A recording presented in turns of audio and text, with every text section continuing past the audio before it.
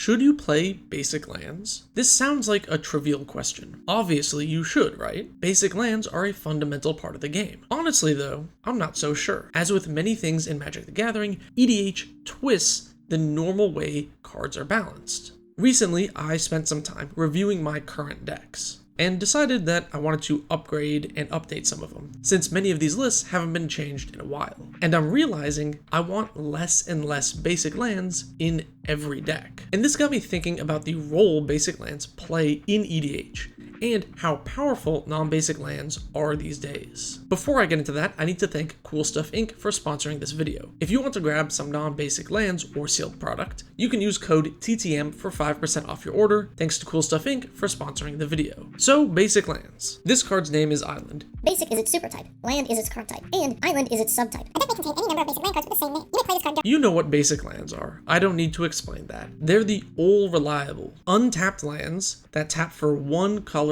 of your choice. No downside. And importantly, these lands have the actual type: mountain, forest, swamp, island, plains. I see a lot of new players getting tripped up by this. If it doesn't actually say plains or mountain, then it's not a plains or not a mountain. And that leads me into one of the main benefits of basic lands. Cards that care about land types. Cards like High Tide or Blanchwood Armor benefit from you having a lot of lands that are actually islands or actually forests. And in a monocolor deck, there are not many non-basics that actually have the land type. At least in Commander, not enough to make your whole mana base out of non-basics, and maintain enough islands to make cards like this relevant. Another benefit of basics is that they're not punished by non-basic land hate, these Blood Moon type effects, or any of the non-basic land destruction. But does that really matter in casual EDH? Like, how often does this come up? Do you actually see the new Winter Moon?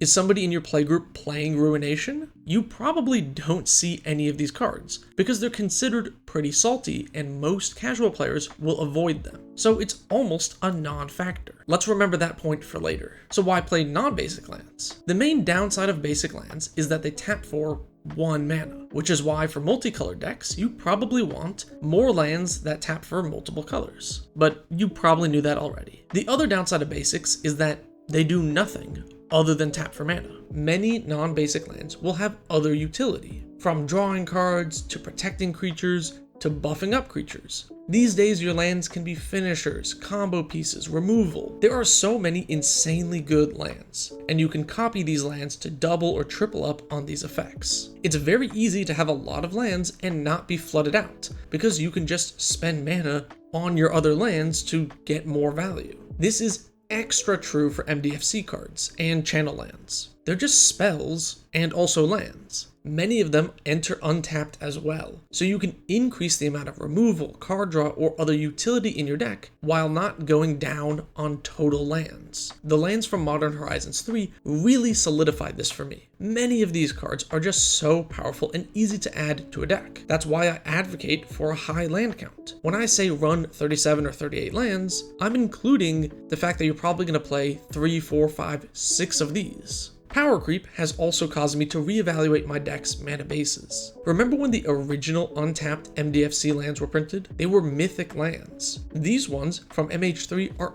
uncommons. We're getting better and better utility lands every set, and every few sets we get a new cycle of duels or triomes, or some new card to replace more basics. Lands are easily some of the most powerful cards in the entire format. I'm sure everyone out there can think of a few lands which are strong, old and new. So how are these lands balanced in other formats? Well, in 60 card, 20 life formats, the life loss is much more relevant, and that's the real cost to playing all of these lands. You're bolting and shocking yourself. The other thing is Blood Moon. These types of non-basic land hate are real threats. Right now, in Modern, the Boros Energy deck is playing Blood Moon to shut down 3-color lists. But those cards don't see play in Commander, and the life totals are doubled. So these ways of balancing cards are just not in the format. But should they be? Like, should you play Winter Moon to punish greedy 5-color decks? In terms of high power Commander, the answer is actually no. In CEDH, cards like Winter Moon have not really taken off, and Blood Moon has gone down in value. Cards like Dockside Extortionist and to a lesser extent Smothering Tithe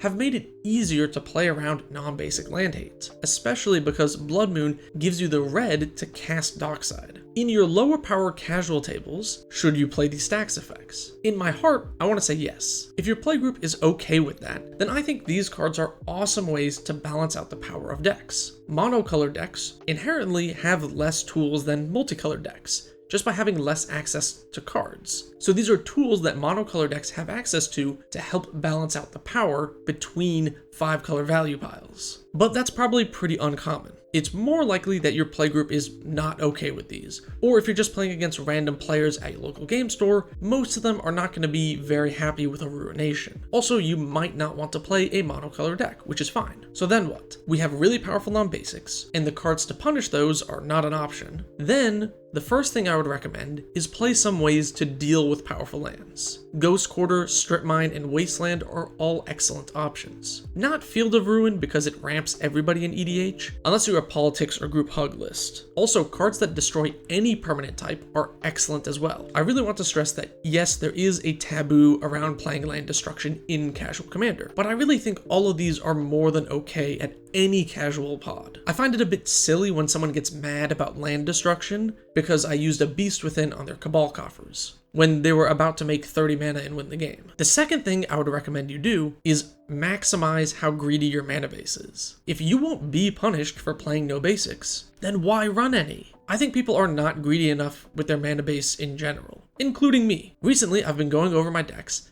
because I want to upgrade some and scrap a few others. And my mana bases are already pretty greedy as is. In my Mardu list, I'm playing Flamekin Village, without the ability for it to enter untapped, just for the extra haste utility. And I don't plan to upgrade that to Arena of Glory. Instead, I'm just going to cut the one mountain for the arena. I plan to swap out other basics for more MDFCs, because adding MDFCs is basically free. And this is extra true for non-green decks. Since your ramp is most likely mana rocks, then it's not like you're searching out basics with a rampant growth. In your green lists, there are so many options that grab lands without needing them to be basics. You can use those to great effect with some duels, even the budget ones. Maybe Sad Robot is an exception here, but if you're not in a deck that wants to blink or reanimate the robot, it probably should be cut for a utility mana rock anyway. I made a video a while back about the strongest archetype in Casual Commander. I'll leave a card here so you can check it out, but Landfall decks are some of the most powerful decks in Casual Commander, because lands are just not balanced for the format. All the safety valves for these cards are gone in Commander, and lands that are win cons basically can't be board wiped. Imagine if you couldn't cast a Wrath, then creature decks would be way stronger. That's how I feel when I'm playing lands decks. My pillow fort effects and win cons and combo pieces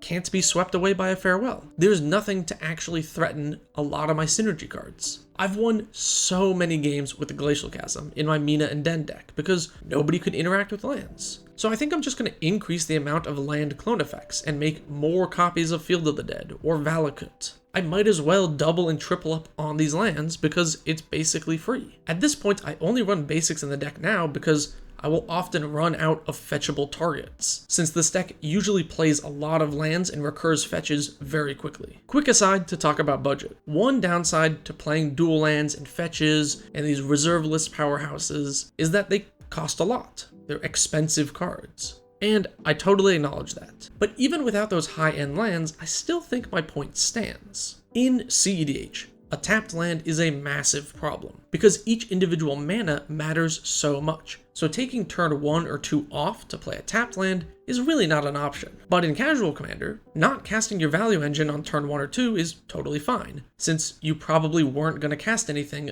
during that time anyway. Maybe a 2-mana ramp spell? But this means you can play temples and gain lands without losing out on that much. These cards only cause an issue if you draw it as your 3rd or 4th land and you really needed that mana to cast something. But that will only happen if you have no other lands in hand and you needed that mana immediately. And remember, since casual games tend to go long, it's more important to have access to your colors rather than a bunch of untapped basics, but you're missing a color. The tempo loss is a lot more minimal over the course of a long game. Plus, many of these MDFC cards are pretty cheap, so you can still use them on a budget. Plus, you can play the bounce lands and bounce back those MDFC cards and use them as spells in the late game, letting you get max value from those MDFCs while on a budget. Plus, if you wait for a land cycle to get reprinted into standard, then buy up those lands, usually you're able to get a pretty good cycle of cards for cheap. I think non-basic lands are fundamentally busted in Commander, because you don't need to worry about the normal counters. People avoid playing land destruction since it's taboo, and as more and more powerful lands get printed, I will be leaving more and more basics in the dust. Personally, I wish this wasn't the case. I think it'd be cool if people were more open to non-basic land hate,